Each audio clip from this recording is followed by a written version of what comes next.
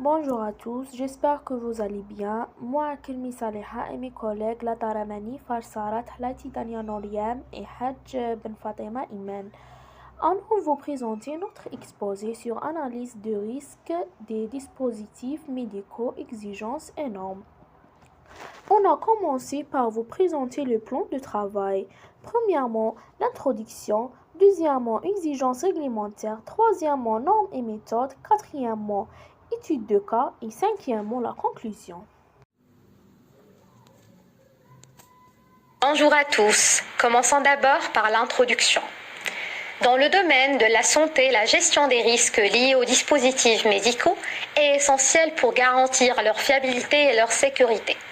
Qu'ils soient simples ou complexes, ces dispositifs doivent être évalués rigoureusement en conformité avec des réglementations strictes, comme le règlement UE 2017-745 ou la norme FDA 21 CFR par 820, ainsi que des normes internationales comme l'ISO 14971. Ce travail examine le cadre réglementaire, les normes, les étapes de l'analyse de risque, les stratégies de maîtrise et l'importance de la surveillance post-commercialisation pour assurer la sécurité continue des dispositifs.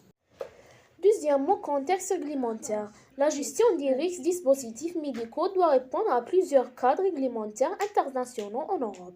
Le règlement 2017-745 exige une évaluation continue des risques et recommande l'application de la norme ISO 14971 en État unis. Le FDA impose via la réglementation 21 CFR part 820 une gestion de la qualité incluante. Le contrôle des risques. D'autres pays comme le Japon, Canada ou l'Australie ont des exigences similaires, sauf basées sur l'ISO 14071. L'INDRF ouvre à harmoniser ces réglementations au niveau mondial. Je suis notre présentateur Hadj Ben Fatima Imen. 3. Normes et méthodologie d'analyse des risques. A. Norme ISO. Analyse des risques appliqués aux dispositifs médicaux et encadrée principalement par les normes ISO 14971.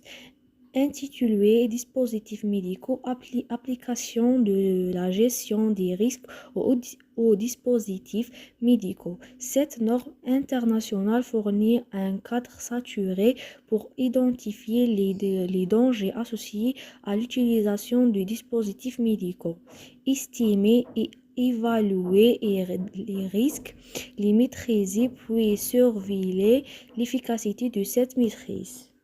La norme ISO 14971 repose sur plusieurs étapes clés.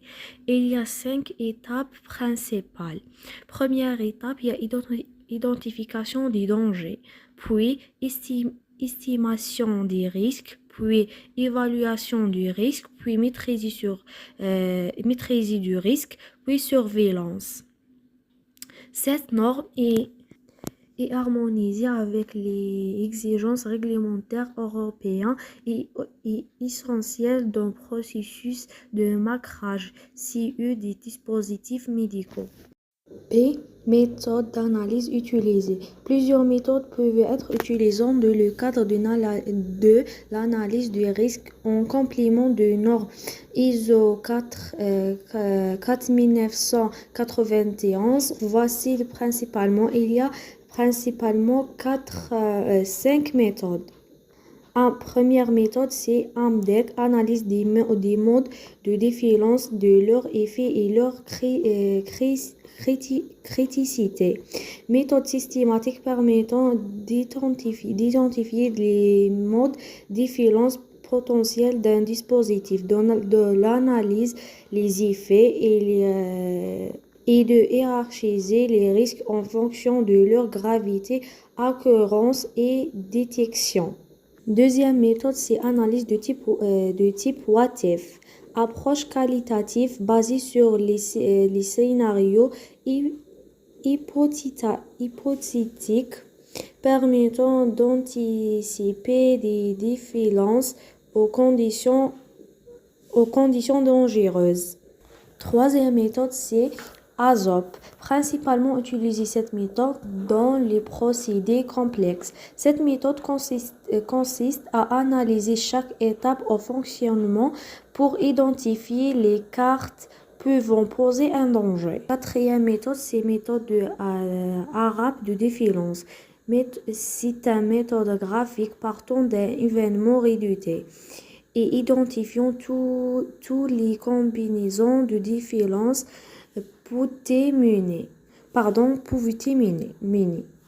Cinquième méthode et la dernière méthode, c'est arbre d'événements. Méthode probabiliste partant d'un événement initiateur et explorant les différents scénarios possibles en fonction des mesures de maîtrise mis-sauveur.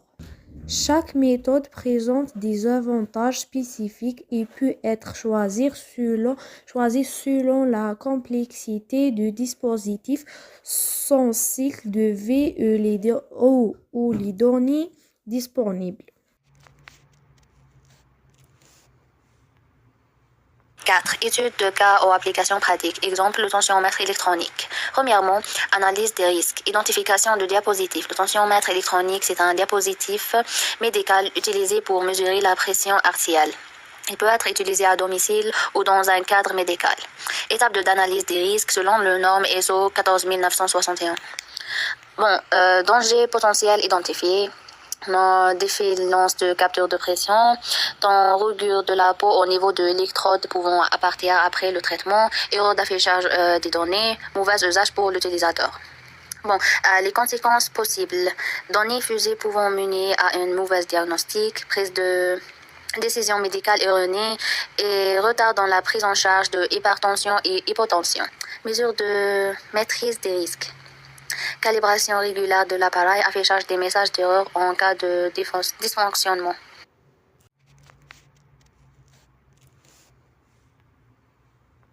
Études de cas ou applications pratiques. Exemple, le tensiomètre électronique. Premièrement, analyse des risques. Identification de diapositif. Le tensiomètre électronique, c'est un diapositif médical utilisé pour mesurer la pression artérielle. Il peut être utilisé à domicile ou dans un cadre médical. Étape d'analyse des risques selon le norme ISO 14961. Danger potentiel identifié. Défaillance de capture de pression, rougure de la peau au niveau de l'électrode pouvant apparaître après le traitement, erreur d'affichage des données, mauvais usage pour l'utilisateur. Les conséquences possibles. Données fusées pouvant mener à un mauvais diagnostic, prise de décision médicale erronée et retard dans la prise en charge de hypertension et hypotension. Mesures de maîtrise des risques. Calibration régulière de l'appareil, affichage des messages d'erreur en cas de dysfonctionnement.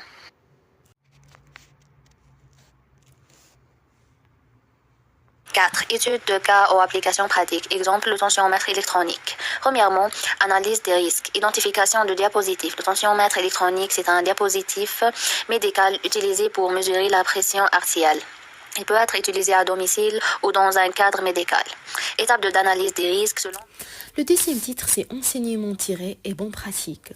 Premièrement, importance de la formation des utilisateurs. Un dispositif simple d'apparence peut induire des erreurs graves s'il est mal utilisé. Une formation de base est nécessaire, même pour les dispositifs domestiques. Deuxièmement, suivez post-commercialisation.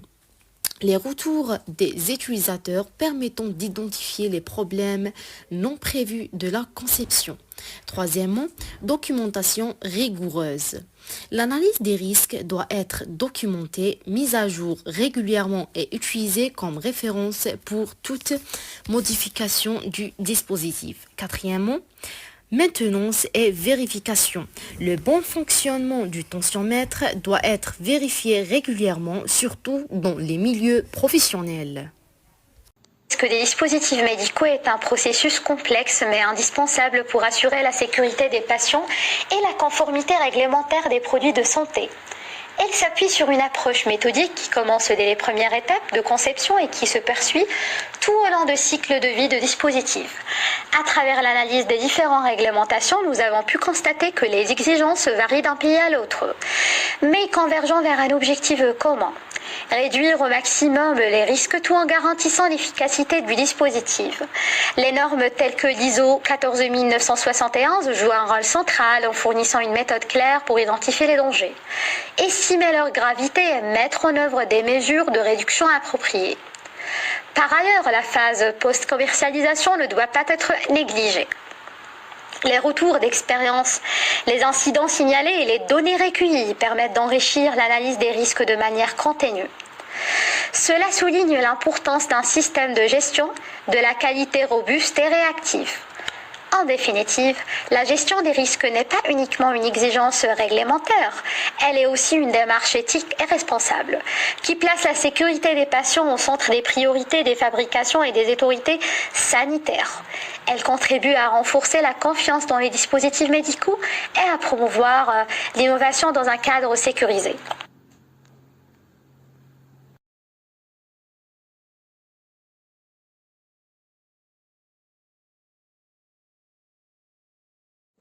Et merci pour votre attention.